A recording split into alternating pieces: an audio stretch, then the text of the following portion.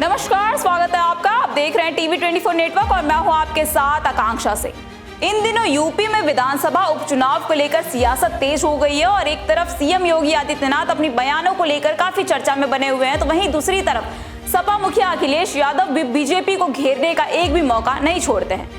इन सभी राजनीतिक बयानबाजी के बीच सुल्तानपुर में एसटीएफ के एनकाउंटर पर विपक्ष कई तरह के सवाल खड़े कर रहा है। वहीं इस एनकाउंटर को सपा मुखिया अखिलेश यादव ने जाति से जोड़ दिया है, जिस पर सीएम योगी आदित्यनाथ ने अखिलेश यादव पर निशाना साधते हुए कहा कि सत्ता में आने के लिए सपा षड्यंत्र रच रही है, जाति के नाम पर लोगों को बांटने की कोशिश कर रही है। दरअसल सीएम बोले कि सपा सरकार में जो जितना बड़ा गुंडा होता था उसको उतना बड़ा ओहदा मिलता था।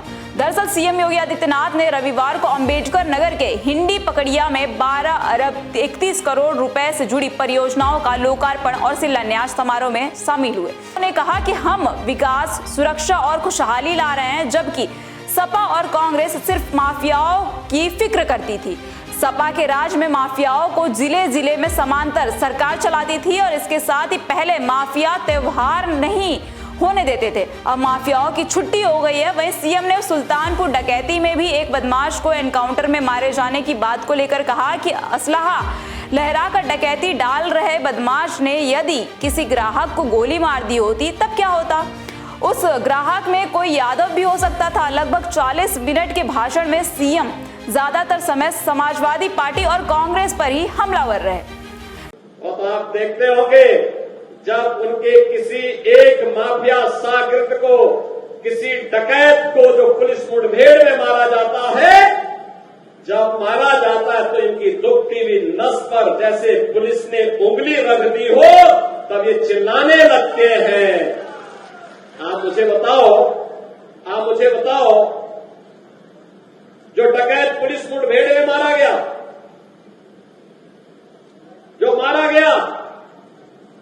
अगर वह डकैत जैसे हथियारों का प्रदर्शन करते हुए डकैती डाल रहा है, वहां ग्राहक भी बैठे हैं, ग्राहकों को खड़ा करके एक तरफ करके अगर गोली मार देता तो क्या उनकी जान को ये समाजवादी पार्टी वापस कर पाती क्या? और वो किसी भी जाति के हो सकते थे। ग्राहक वो यादव भी हो सकता था, दलित भी हो सकता था, किसी भी जाति का हो सकता था, क्योंकि किसी को बेटी की शादी करनी होती है, किसी को कोई विदाई में कोई जेवर देना होता है। जेवर की परंपरा हमारे इतिहास का एक महत्वपूर्ण कार्यक्रम हिस्सा है, मांगलिक और एक शुभ कर्म का हिस्सा माना जाता है। और अगर जेवर खरीदने के लिए किसी शराब और किसी सुनार के घर में व्यवसायिक प्रतिष्ठान में कोई ग्राहक गया है और उस ग्राहक के साथ लूट हो, उस व्यापारी के साथ सरेआम लूट हो, डकैती डाल करके करोड़ों रुपए की डकैती डाल दी जाए, अगर डकैत हत्या करके भाग गया और पुलिस के पास सुराग नहीं मिलती तो यही लोग बोलते देखिए साहब अराजकता है।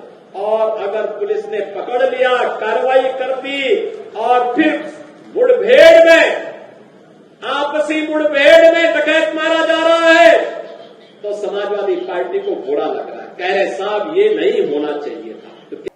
बहरहाल ये खबर आपको कैसी लगी है और इस खबर पर जुड़ी आगे की अपडेट जो होंगी वो हम आप तक पहुंचाते रहेंगे। तब तक के लिए हमारे साथ बने रहिए टीवी 24 नेटवर्क के साथ।